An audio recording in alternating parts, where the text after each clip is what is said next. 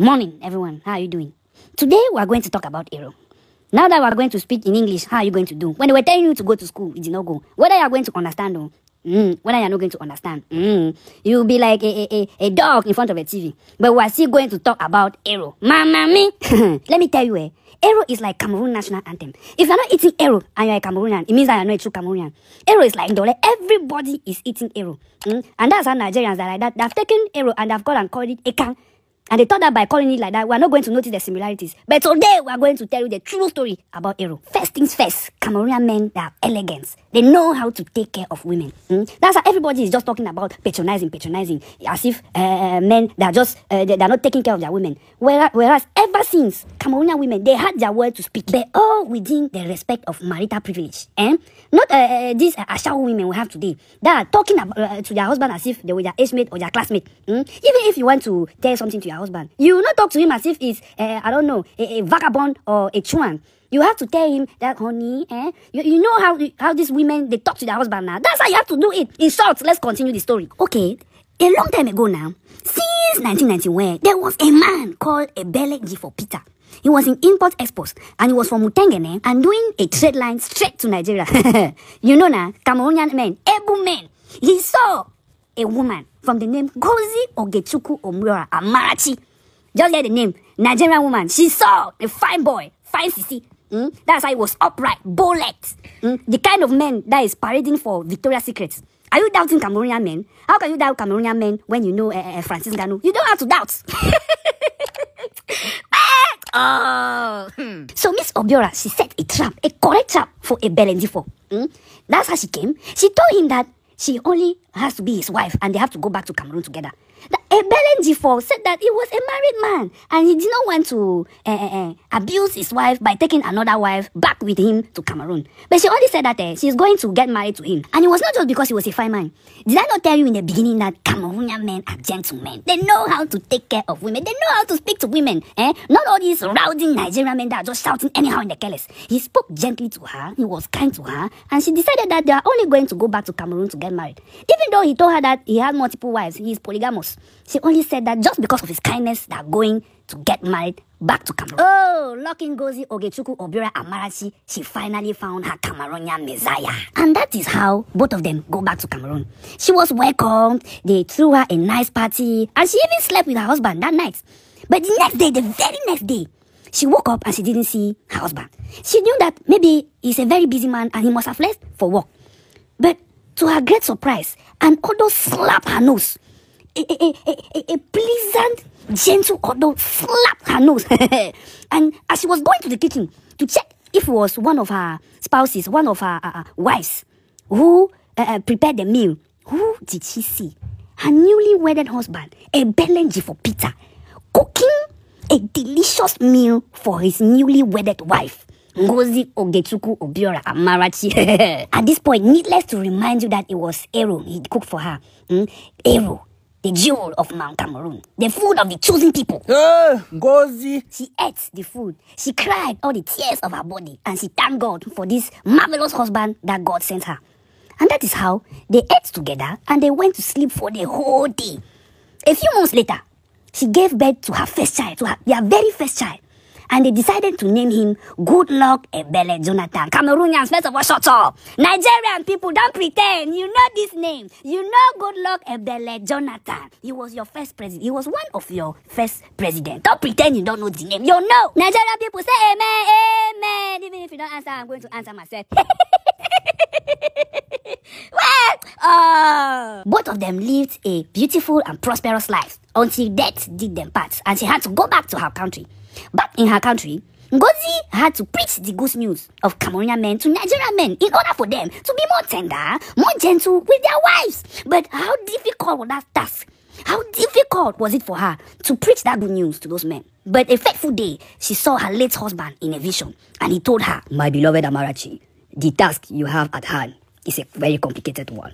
But to aid you on this path, you will prepare for them the dish I cooked for you on our wedding day. You will cook for them Eru, but you will not call it Eru. You will rename it Efang. Only them will they listen to you." That being said, this is the true story about Eru and Efang. By this, you will notice that Cameroonians and Nigerians are really brothers. But don't thank me, eh?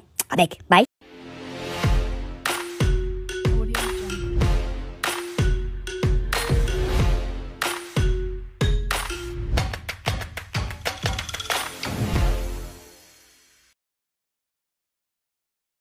Vous voyez le sexy Ndolé, c'est comment c'est beau là. Ndolé royal, c'est là. Ça, c'est même le Ndolé du Wakanda. Même. Je l'ai cuisiné avec de l'huile rouge. Et oui, je cuisine mon Ndolé avec de l'huile rouge. Parce que c'est comme ça qu'on cuisinait le Ndolé avant.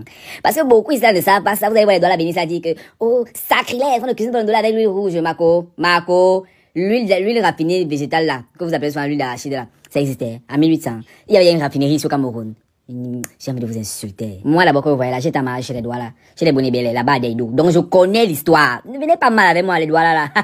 Laissez-moi donc vous raconter. Et là, c'est la vérité. Si vous voulez aller demander au patriarche, doigts là, je vous dis. À l'époque, en 1900, ouais, à l'origine, le Ndolé se cuisinait d'abord avec le moussa mwambia. Ça veut dire les pulpes de noix. Comme bon nombre de mets au Cameroun, les mets du grand sud du Cameroun, chez les écans également, comme le sanga, le zom, le coq. Vous entendez? Est-ce que vous m'entendez? Tendez vos oreilles. Vous êtes à la ligne, répondez, nous y sommes. Et laissez-moi vous dire quelque chose d'assez surprenant. C'est que le Ndolé se cuisinait sans arachide à l'époque. Il était assez léger, il n'était pas lourd comme maintenant. Aïe. Appelez-moi professeur, oui. Vous savez que la vie c'est une continuité d'évolution. Donc du coup les choses ont changé avec le temps. Et comme les femmes doivent aiment le nyanga, elles ne se voyaient pas tchar les bitons tout le temps, c'est-à-dire piler le noix tout le temps. C'est comme ça que tout a évolué. On a commencé à utiliser l'huile de palme. Après l'huile d'arachide, avant encore plus de temps. Mais beaucoup de doigts là encore actuellement utiliser l'huile de palme. Ce qui fait que la nouvelle génération ignore même qu'on utilisait souvent l'huile de palme. Et le Ndolé se cuisinait le samedi soir pour être mangé le dimanche à midi en famille avec le couscous de maïs. Oh, on a somme dit merci beaucoup la reine mère des bonnets. Vous savez, c'était ma belle-mère. Et moi, quand je fais de la borderie, je fais de la borderie sélective. Je suis pas dans n'importe quelle famille, pas dans la populace. Parce que vraiment, vous êtes nombreux ici à faire le gaspillage et de péché. Quand vous péchez très bien. Jusqu'à Dieu, par exemple, il va dire que non, l'enfant, c'est à pécher pour aider sa famille. Oui, tu es dans les familles royales, on te donne un peu d'argent, un peu de prestige, tu aides ta famille, tu aides tes amis. C'est comme ça. Voilà. Et aussi, sachez maintenant qu'avant de vouloir défendre vos mets et défendre vos cultures, vous devez d'abord les connaître. Pas que, oh, c'est pas comme ça qu'on cuisine à banc. Oh, dis que c'est comme ça que ta mère t'a appris à cuisiner. Dis pas que c'est comme ça qu'on cuisine à banc généralement. Non! Parce que tout le monde ne cuisine pas de la même façon. Parce que je suis vous là, vous qui dépendez des mets, les choses que vous ne cuisinez pas de la même façon que tout le monde. Arrêtez-moi la sorcellerie, très vite. D'accord? C'est même quoi ça? L'autre jour, je fais mon Okok, je poste. Quelqu'un vient dire qu'on ne met pas le sucre dans le corps, que les achats, on dit le sucre, que ça donne le diabète. C'est ton diabète, Marco. C'est ton diabète. Et que toi, tu sais pas que je suis un sucre. Je suis le diabète, moi. Donc, diabète plus diabète, ça nul. Tu n'as pas fait mathématiques. On t'envoie le corps faire l'école, tu pas fait ce que tu pensais faire. Changez. Parce que chacun fait sa nourriture comme il veut. Et c'est la personne qui met sa nourriture qui sent bon, qui sait que c'est la nourriture la plus bonne au monde. Voilà, chacun sent que sa nourriture est bonne. Donc, ne dérangez pas les gens. Ne dérangez pas. Le processus ne compte pas. C'est le résultat qui compte. Voilà, c'est tout. Oh. Et en passant, il y a une petite situation là qui est en train de m'arriver. J'ai envie de vous exposer ça comme ça. Vous me donnez vos avis, hein? D'accord. Écoutez un peu. Je dis, est-ce que poser une question à quelqu'un c'est faire le Congo ça? Non, répondez-moi d'abord, ça ne dépend, il n'y a pas que ça dépend. Répondez-moi d'abord, parce que si je vous explique la situation, si vous allez se demander que c'est moi qui ai tort, comme vous ne m'aimez pas là, répondez-moi d'abord. Voilà, ce n'est pas fait le Congo, ça. Regardez-moi dans les choses. Quand ma cocotte dit partout que j'ai raconté qu'elle est pissolie. J'ai dit que tu pissolis comment? Elle est venue me voir, écoutez, elle est venue me voir, elle m'a dit, ouais, Trésor, j'ai des problèmes. Est-ce que tu peux m'aider? J'ai dit qu'il y a quoi, ma cocotte? Dis-moi, mais que c'est entre nous. Non, t'inquiète, tu sais que ce qui est pour toi, c'est pour moi, confidentiel. Je ne peux pas te faire honte, parce que je vais aussi me faire honte. Elle me dit qu'elle pisse encore au lit, et qu'elle voudrait des médicaments et tout. Je lui ai dit, ok, les feuilles de Ndolé, mange ça, bois ça, l'eau du Ndolé là, tu vas plus pisser au lit. Elle me dit, d'accord. C'est comme ça que donc, grâce à moi, ma cocotte, guérie de son pissage au lit vieille. Même merci, elle m'a même pas dit. Mais en même temps aussi, elle sort avec le gars de Ngo à Kapzout. Vous voyez un peu. Ngo à Kapzout, c'est ma copine. Je m'avais lui rendre visite un jour, je vois qu'elle a préparé le Ndolé, maman, avec les gambas, avec les crevettes. Je lui pose seulement une question. Elle me dit qu'il n'y avait pas beaucoup de nourriture. Je lui dis, ok, il n'y a pas de problème. Je lui pose seulement une question que, est-ce que tu sais même que le Ndolé que tu manges là, c'est le médicament que j'ai donné à ta rivale, ma cocotte, pour qu'elle guérisse de son pissage au lit? Elle m'a dit, je ne savais pas, tu veux manger, que oui, je veux manger ma cocotte. Je vais t'expliquer comment ça l'a même guéri. C'est comme ça là que j'ai seulement que moi manger. J'ai mangé, je suis rentré chez moi. Je n'ai même pas dit que grotte de ma cocotte pissait encore. J'ai seulement posé une question. Mais même pas 20 minutes. Dès que j'arrivais chez moi, grotte de ma cocotte était déjà positionnée là-bas, avec les screens de conversation de sa voisine qui disait qu'elle pisse au lit. Que c'est moi qui racontais qu'elle pisse au lit. Moi, comment? J'ai dit ça quand? Tu m'avais vu. Vraiment, il faut revoir vos standards de problème. Moi, j'ai fait quoi encore? Vous voyez donc comment me chercher problème pour rien. Vraiment, ce n'est pas bien. Pour pas raconter partout que je suis papa Congo ça.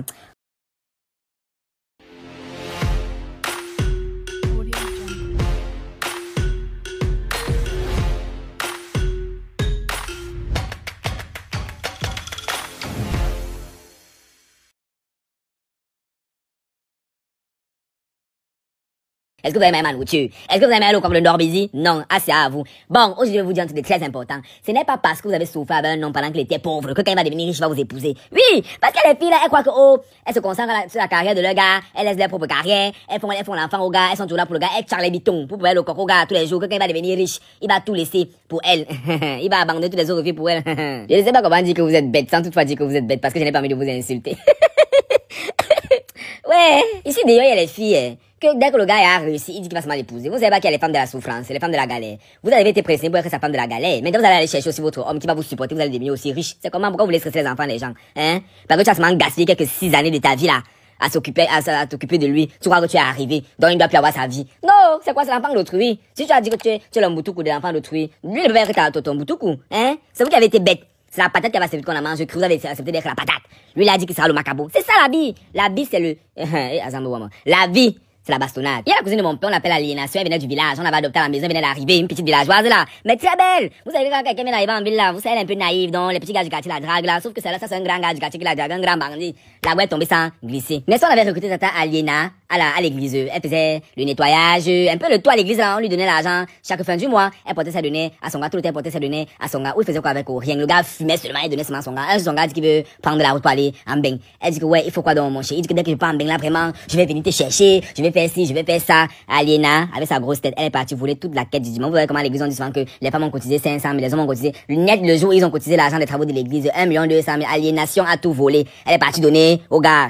Très bien, Aliéna, applaudis pour ta grosse tête. Mais ça, le gars est arrivé en bain. Un peu demandait l'argent à Aliéna, elle envoyait. Un peu volait l'argent, elle envoyait. Ouais, elle s'est sacrifiée pour son gars. Donc c'était genre que c'était son seul esprit, il allait seulement l'épouser. 6 mois plus tard, le gars il est papier, il s'est même marié. Elle appelait, il ne prenait plus, elle appelait, il ne prenait plus. Elle a commencé à faire le deuil.